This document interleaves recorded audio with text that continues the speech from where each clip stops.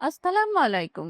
আমার প্রিয় শিক্ষার্থীবৃন্দ, আজকে আমরা কিউ কাঞ্জি কাউন্টিং গুলো রিভিশন দেওয়ার চেষ্টা করব। পূর্বের একটি ক্লাসে আমরা কাঞ্জি হাঁচি বিস্তারিতভাবে রিভিশন দিয়েছি। আজকে আমরা কিউ রিভিশন দেব। জাপানিজ কাউন্টিং ক্লাস 10 যা হারিবারি মাসো কিউ বা কু। এটা শুধু নয় না, এটা কাউন্টিং, টাইম, অর্ডার, অবজেক্ট অনেক জায়গায় ব্যবহার হয়, ভিন্ন ভিন্ন নামে। অর্থ কিন্তু কোনো পরিবর্তন হয় না। ওয়ান, কাউন্টিং অবজেক্ট কোকোনোৎসু কেকি ও কোকোনোৎসু স্কুরিমাস্তা। আমি 9টা কেক বানিয়েছি বা তৈরি করেছি। টু, টাইম বা সময় খুঁজি খুঁজি নি নেবাস। আমি 9টায় ঘুমাতে যাই।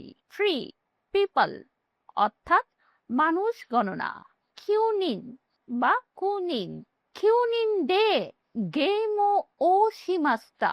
আমরা 9জন মিলে গেম খেলেছিলাম।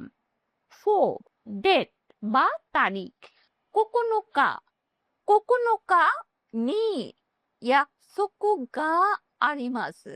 9 তারিখে আমার একটি অ্যাপয়েন্টমেন্ট আছে।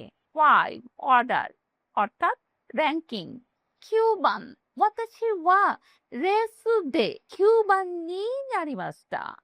আমি দৌড়ে নবম হয়েছি।